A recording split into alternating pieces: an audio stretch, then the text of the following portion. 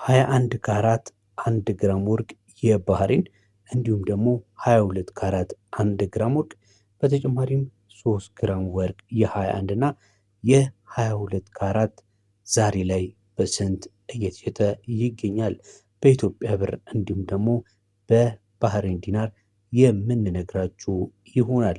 ትናንትና እንዲሁም ደግሞ ከትላንት ወዲያ ከነበረው አንጻር በተወሰነ መልኩ የወርቅ ዋጋ ጭማሪን በማሳየት ላይ ይገኛል።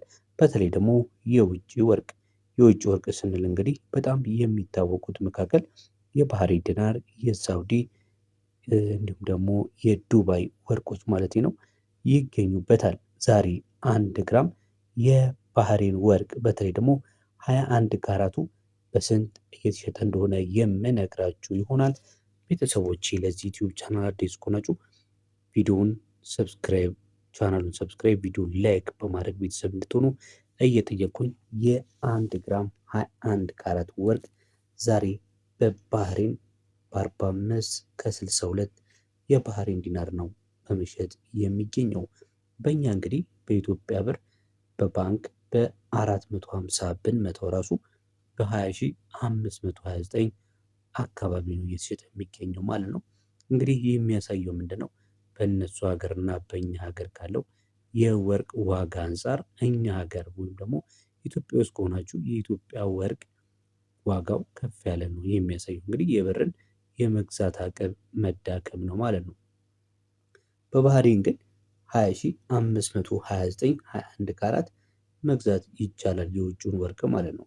ቀጥሎ የማስመለከታችሁ ደግሞ የ3 ግራም ወርቅስ በስንት ነው የሚሸጠው የሚለውን አሳያችኋለሁ። እንግዲህ 20,529 በ3 ስንመታው በ61,587 የ1 ግራም የባህሬን ወርቅ የጆሮ ሊሆን ይችላል፣ የአንገት ሊሆን ይችላል፣ ቀለበት ሊሆን ይችላል መግዛትና መሸመት ይቻላል።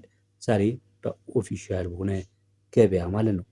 ቀጥሎ ማስመለከታችሁ ደግሞ የ22 ካራቱስ የሚለውን መረጃ ይሆናል። የ22 ካራቱ የ1 ግራም ወርቅ ደግሞ በባህሬን በ47 ከ80 የባህሬን ዲናር ነው። ይሄ ደግሞ በእኛ እንዲሁ በባንክ በ450 ብለን ብንመተው በ21,510 ነው። ይህንን በ3 ስንመተው እንግዲህ ወደ 64,530 የ3 ግራም ወርቅ በባህሬን ዛሬ እየተሸጠ የዋለበት ዋጋ ነው ማለት ነው። እንግዲህ የባህሬንን እንደዚህ አስመልክተናቸዋል። በነገው ቀን ደግሞ የዱባይን እንዲሁም የሳውዲን የምንነግራችሁ ይሆናል። በዚህ ዩቲዩብ ቻናል ላይ የሚቀርቡትን ከወርቅ ጋር የተያያዙ የተለያዩ መረጃዎችን በመከታተል እንዲሁም ሀሳብ አስተያየታችሁን በመስጠት ቤተሰብ እንድትሆኑ ጭምር በማክበር እንጠይቃለን። ለዛሬ ያዝንላችሁ መረጃ በተለይ የባህሬንን 21 ካራት የተመለከተ የወርቅ ዋጋ መረጃ ይህንን ይመስል ነበር። በያላችሁበት ሰላም። ታዲያ ሰብስክራይብ ማድረግ አይረሳ።